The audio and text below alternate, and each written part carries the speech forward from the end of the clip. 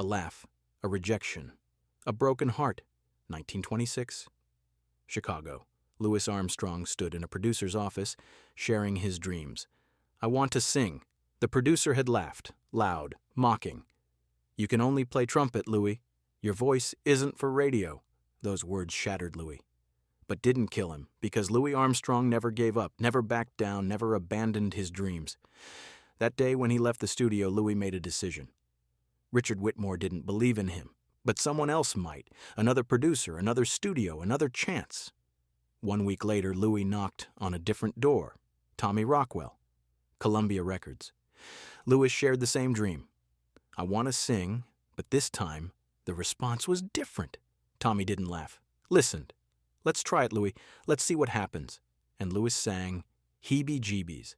A revolution began. 3 months later, when Richard Whitmore tried to call Louis back, it was too late, because Louis was somewhere else now, at a different level.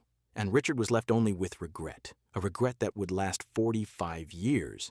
But how did a 25-year-old trumpet player from New Orleans end up in that Chicago office? What journey led Louis to that moment of rejection? And why did one producer see only limitations while another saw revolution?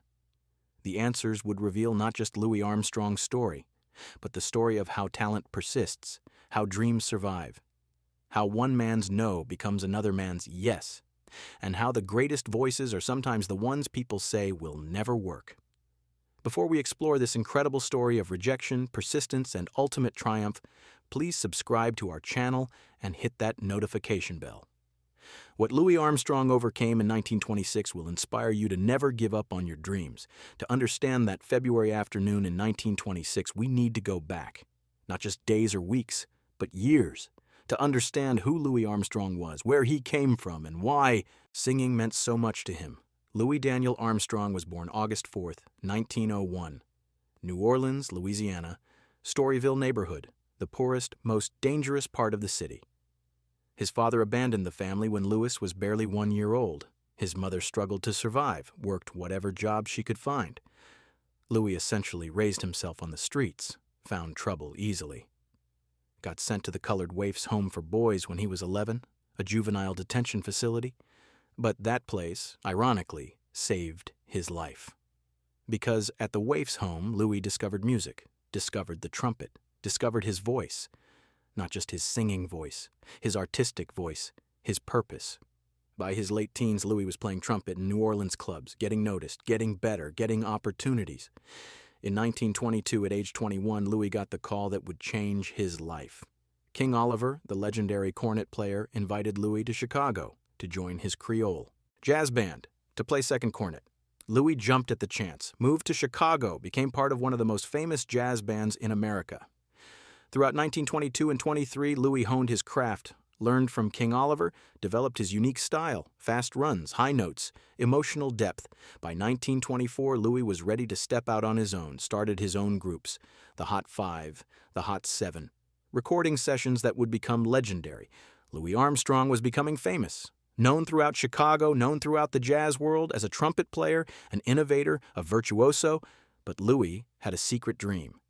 A dream he barely admitted to himself. He wanted to sing, had always wanted to sing, not just play trumpet, use his voice, tell stories with words, not just notes.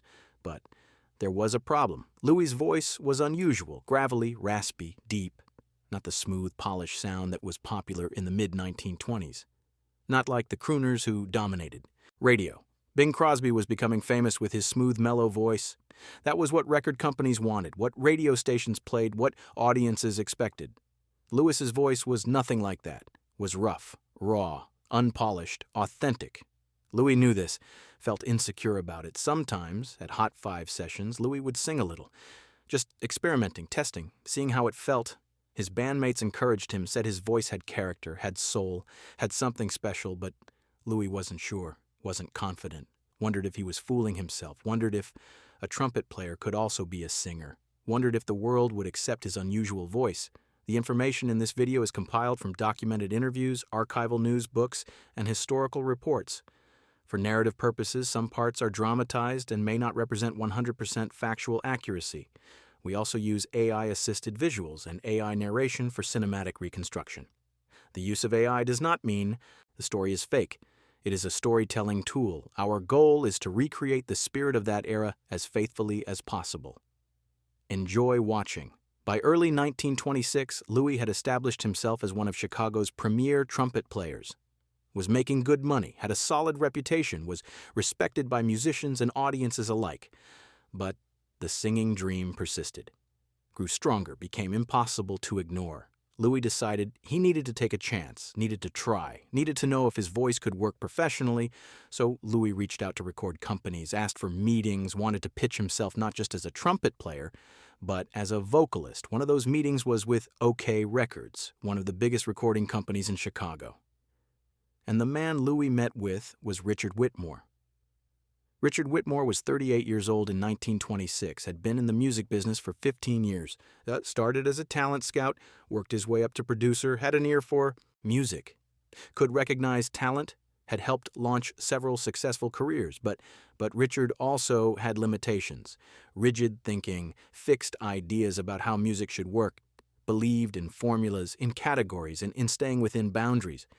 Richard loved jazz, appreciated black musicians, had worked with many, but he saw them in specific roles. Trumpet players played trumpet, singers sang, pianists played piano. You didn't cross over, didn't blur lines, didn't experiment with multiple roles. This wasn't necessarily malicious. Richard didn't consciously discriminate. But he operated within the industry's unspoken rules, the biases that shaped 1920s music business. One of those biases was about black voices on radio. The conventional wisdom in 1926 was that black voices didn't sell well to white audiences, that mainstream radio stations wouldn't play them, that record sales would be limited to black communities. This wasn't true, but it was believed, and belief shaped decisions, shaped opportunities, shaped who got recorded and who didn't. Richard Whitmore believed these things, not out of hatred, out of convention, out of following industry norms, out of playing it safe. When Louis Armstrong walked into Richard's office that February afternoon, Richard was genuinely pleased to see him, knew Louis's reputation, admired his trumpet playing, thought Louis was brilliant. The meeting started well. Richard complimented Louis, talked about his Hot 5 recordings, asked about future projects. Louis felt comfortable, felt respected, felt this might be the right moment to share his dream. So Louis took a deep breath and said what he'd been wanting to say. "Mr. Whitmore, I want to sing, want to record vocals, want to show what my voice can do." Richard's expression changed. The warmth disappeared, replaced by something else. Surprise, confusion, then amusement. Richard started to laugh, not a small laugh, a big laugh, loud, filling the office. Louis felt his stomach drop, felt embarrassment rising, felt his dream crumbling. Richard finally stopped laughing, looked at Louis with what he probably thought was kindness, but felt like condescension. "Louis," Richard said, shaking his head, "you're a fantastic trumpet player, one of the best I've heard. But singing, that's not for you. Your voice is too rough, too gravelly. Radio stations want smooth vocals, clean tones. Your voice is too different, too harsh. Nobody's going to play that on the radio. White audiences won't accept it. You need to stick with what you're good at. Keep playing trumpet. That's your gift. Don't waste time trying to be something you're not." The words landed like physical blows. Each sentence hurt. Each criticism stung. Each dismissal crushed something inside Louis. But Louis kept his composure. Didn't argue, didn't defend himself, just nodded, thanked Richard for his time, and left. Walking out of that office, Louis felt devastated, felt his dream dying, felt maybe Richard was right, maybe his voice wasn't good enough, maybe he should just stick with trumpet. Maybe he was fooling himself, thinking he could sing professionally. Louis walked the Chicago streets for hours that afternoon, thinking, doubting, questioning everything. But somewhere during that walk, something shifted. A determination grew, a refusal to accept Richard's verdict, a decision that one man's opinion wouldn't define his possibilities. Louis thought about his life, about growing up in Storyville, about the waif's home, about all the times people said he couldn't do something, all the times he proved them wrong, all the times persistence won over doubt. If Louis had listened to doubters, he'd never have left New Orleans, never have joined King Oliver, never have become one of Chicago's top musicians. Why should he listen now? Why should Richard Whitmore's opinion matter more than Louis's own belief in himself? By the time Louis got home that evening, he'd made a decision. Richard Whitmore said no. Fine. But Chicago had other producers, other record companies, other opportunities. Louis would try again, would keep trying until someone gave him a chance, would prove that his voice belonged on records and radio. 1 week later, Louis made another appointment, this time with Tommy Rockwell. Tommy Rockwell was different from Richard Whitmore in almost every way, was younger, more adventurous, more willing to take risks, less bound by industry conventions. Tommy had started in music management in the early 1920s, quickly developed a reputation for spotting talent that others missed, for believing in artists who didn't fit traditional categories, for taking chances that paid off. Tommy particularly believed in black artists, not out of charity, out of recognition that they were creating the most innovative music in America, that jazz was revolutionizing popular music, that the future belonged to artists who pushed boundaries. When Louis Armstrong contacted Tommy's office requesting a meeting, Tommy was intrigued, knew Louis's reputation, admired his trumpet work, was curious what Louis wanted to discuss. The meeting was scheduled for the following week. Louis walked into Tommy's office nervous but determined, ready to pitch his dream again, ready to face possible rejection again, but prepared to keep trying no matter what. Tommy greeted Louis warmly, offered him a seat, asked what he wanted to talk about. Louis didn't hesitate this time, didn't build up to it, just said it directly. "Mr. Rockwell, I want to sing. Want to record vocals. I know my voice is different, rough, not like the smooth singers on radio. But I believe it can work. I believe people will respond to it." Tommy didn't laugh, didn't dismiss, didn't tell Louis to stick with trumpet. Instead, Tommy leaned forward. Interested. Curious. "Tell me more. What kind of songs do you want to sing? What would make your vocals different from everyone else's?" Louis explained. Talked about bringing jazz phrasing to vocals, about improvisation, about making the voice another instrument, about authenticity over polish. Tommy listened intently, nodding, thinking. Finally, Tommy spoke. "Louis, your voice is different. That's true, but different isn't bad. Different can be revolutionary. Different can be what people don't know they're waiting for. All the smooth crooners sound alike. Your voice would stand out, would be memorable, would be authentic. Let's try it. Let's record something, see what happens. If it works, great. If it doesn't, we tried. But I have a feeling it's going to work." Louis felt hope flooding back, felt belief returning, felt his dream resurrecting. They scheduled a recording session for the following week. Tommy suggested they record Heebie Jeebies, a popular jazz tune. Fast tempo, fun energy, good showcase for Louis's trumpet and vocals. Have you ever been told you couldn't do something, then proved them wrong? Share your story in the comments. The recording session took place in late February 1926. Louis arrived at the studio excited but nervous. This was his chance, his opportunity to prove Richard Whitmore wrong, to prove himself right. The session started with Louis playing trumpet, getting comfortable, finding the groove. Then came time for the vocal parts. Louis stepped up to the microphone, took a deep breath, and began to sing. What happened next would become music legend. According to the story that developed later, Louis dropped his sheet music during the recording, couldn't read the lyrics, so he improvised, started singing nonsense syllables, scat singing, ski-bop, be-dop, be-doo-wah. The reality was probably more deliberate. Louis had been experimenting with scat vocals for months, had been developing the technique. But the legend captured something true, captured the spontaneity, the innovation, the revolution. When the recording ended, Tommy Rockwell was stunned. "Louis, that was incredible. That thing you did with the nonsense syllables. That vocal improvisation. I've never heard anything like that. Nobody's doing that. This is going to be huge." Louis wasn't sure, felt vulnerable, felt exposed, hoped Tommy was right, but feared Richard Whitmore's judgment echoing. "Your voice is too rough, too different. Nobody will play it." But Tommy believed completely, had the recording pressed, started sending it to radio stations, started promoting it to record distributors, and something extraordinary happened. Heebie Jeebies became a hit, a massive hit. Radio stations started playing it, not just black radio stations, white stations too. People loved it, loved Louis's rough, authentic voice, loved the scat singing, loved the energy and innovation. Record sales exploded, first in Chicago, then spreading across the country. Louis Armstrong wasn't just a trumpet player anymore, was a vocalist, an innovator, a star at a new level. Within weeks, everyone in Chicago was talking about Heebie Jeebies, about Louis Armstrong's revolutionary vocals, about this new thing called scat singing. Richard Whitmore heard the song on the radio, felt his stomach sink, recognized Louis's voice immediately. That rough, gravelly voice he'd dismissed as unsuitable for radio, playing on the radio, being celebrated, becoming a hit. Richard called his assistant, find out about this Louis Armstrong record. Who produced it? What label? The assistant returned with information. Columbia Records, produced by Tommy Rockwell. Massive sales, climbing the charts.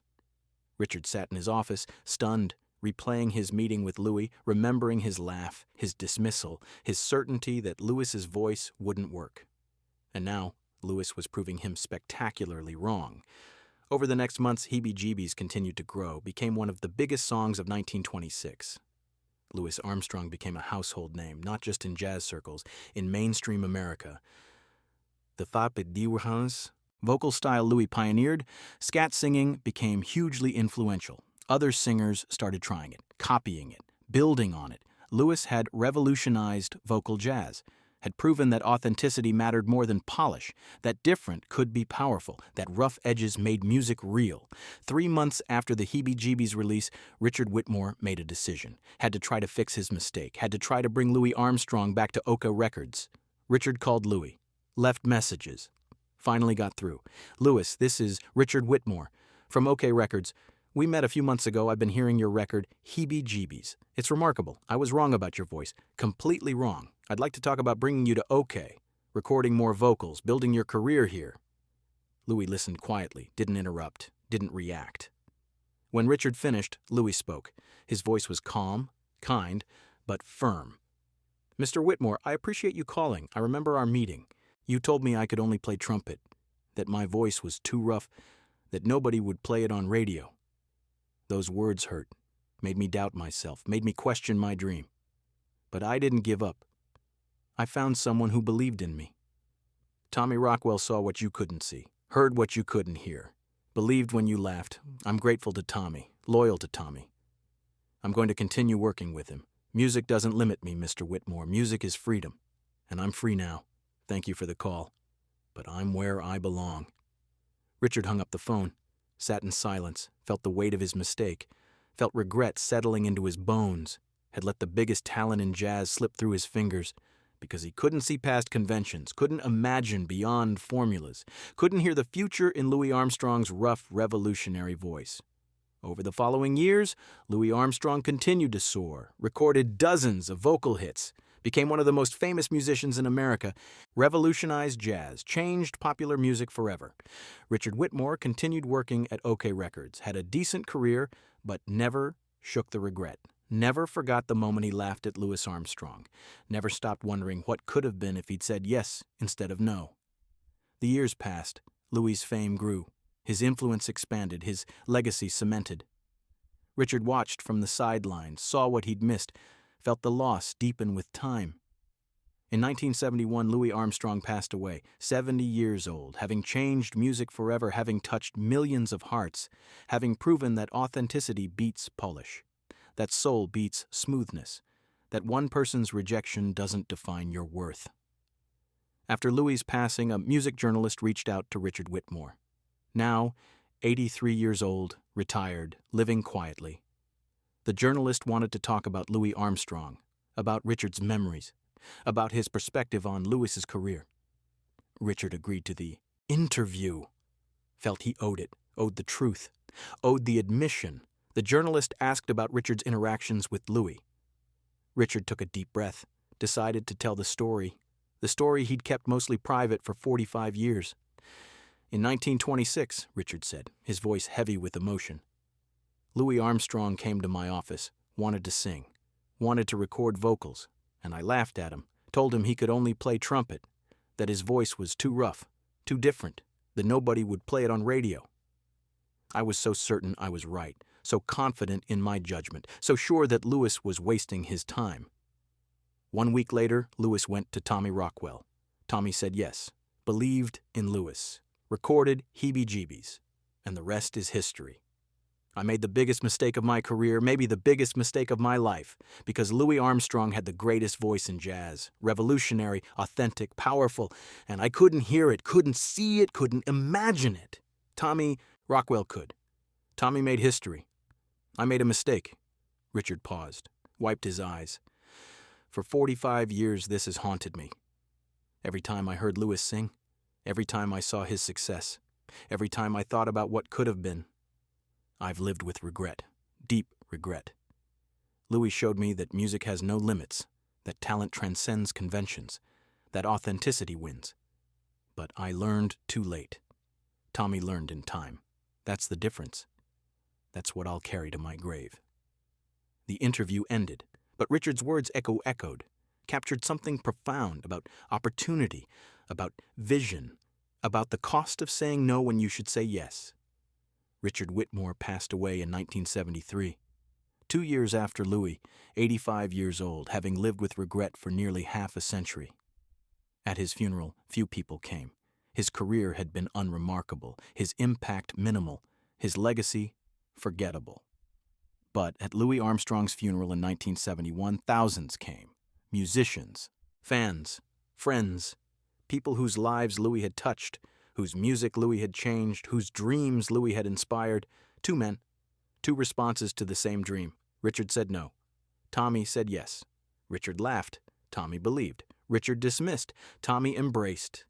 And the consequences rippled through decades, through music history, through countless lives. Louis Armstrong never held bitterness toward Richard Whitmore, never spoke publicly about the rejection, never used it for revenge or vindication. Louis simply lived his truth, created his art, shared his gift, proved through action, not words, that rejection doesn't define you, that one person's no doesn't erase your yes, that persistence matters more than permission. Today, 70 years after Heebie Jeebies, Louis Armstrong's voice still plays, still inspires, still revolutionizes how we hear music.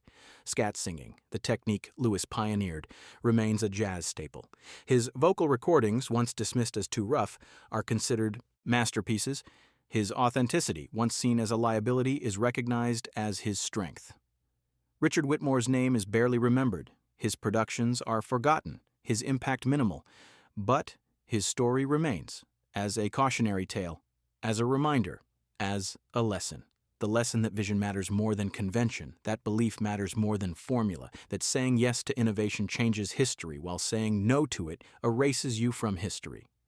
Tommy Rockwell's name lives on, as the producer who believed, who took a chance, who said yes when others said no, who heard revolution in a rough voice, who saw the future when others clung to the past. Louis Armstrong's legacy towers above all, the man who was told he could only play trumpet, who was laughed at for dreaming of singing, who was dismissed as too different, who became one of the greatest voices in music history, the rough voice that changed everything, the authentic sound that revolutionized jazz, the persistence that turned rejection into triumph. So when you face rejection today, when someone tells you what you can't do, when your dream seems impossible, remember Louis Armstrong. Remember Heebie Jeebies. Remember that one person's no is just their limitation, not yours.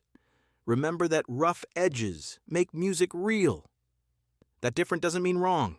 That authenticity always wins. And remember that somewhere there's a Tommy Rockwell. Someone who will say yes. Someone who will believe. Someone who will give you the chance to prove that your difference is your strength. Your authenticity is your power. Your persistence is your victory. The trumpet still plays. The voice still sings. The legacy still lives. Louis Armstrong, the man they said could only play trumpet, who sang his way into immortality forever.